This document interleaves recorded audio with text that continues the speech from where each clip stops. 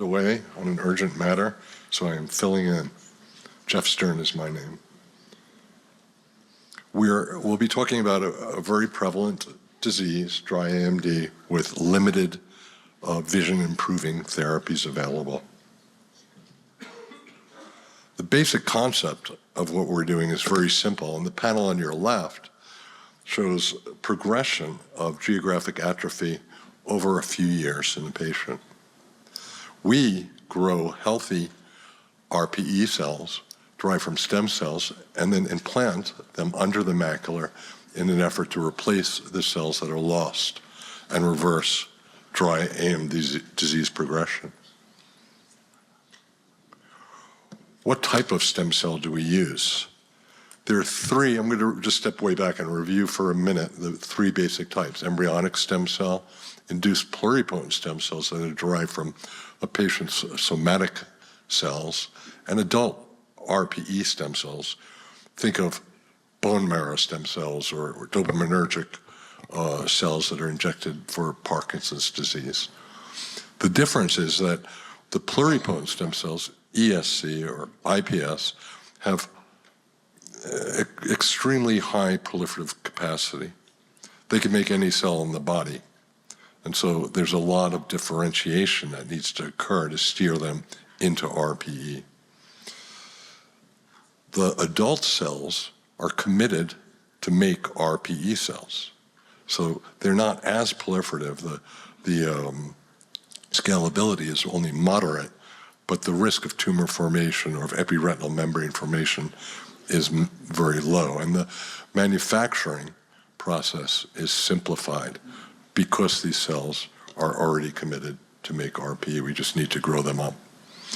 And we're working with cells over three passages. So one donor eye is expanded. We remove the RPE stem cells, expand over three passages to make thousands of doses from each donated eye. And these are shipped to the clinical site for implantation. I apologize. The commitment to the RPE lineage results in highly reproducible release criteria taken from our IND from batch to batch. Here we're showing 16 donated eyes with the release criteria that was worked out through the IND.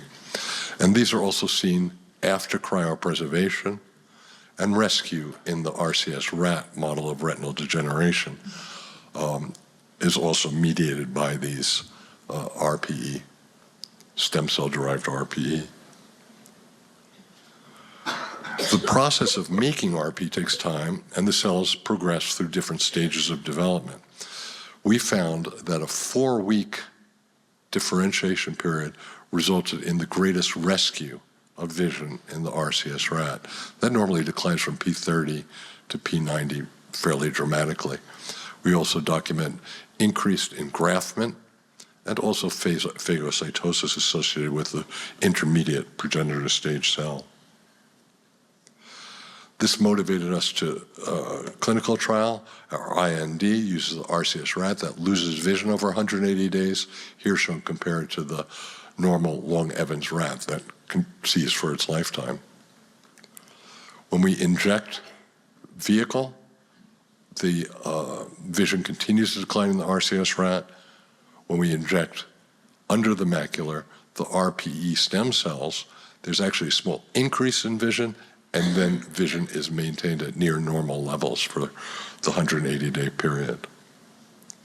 This is true in both male and female animals. Clinical study is simple: dose escalation from 50,000 to 250,000 cells, each cohort divided into two groups, worse seeing and better seeing, with best corrected visual acuity, tumor formation, intraocular inflammation used as our primary endpoints, which have all been met. And here our vision, best corrected visual acuity using the ETDRS chart. After implantation, we see a marked increase in dry AMD patient visual acuity. It's compared to baseline and shown here, comparing the treated versus untreated eye.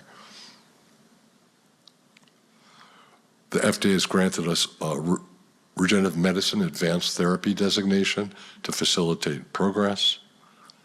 Our next step, what's next? Come see our scientific officer, Sally Temple. We'll be giving the keynote ARVO address on Thursday. The structure of Luxa Biotechnology, collaborate with acknowledge our friends at Cedars-Sinai Biomanufacturing Center. We have clinical colleagues. The trial is conducted at Kellogg Eye Center, Stanford, University Eye Center, and LA Retina. MS Corporation guides our regulatory support, and we're very grateful to the NIH, the California Institute of Regenerative Medicine, for their support.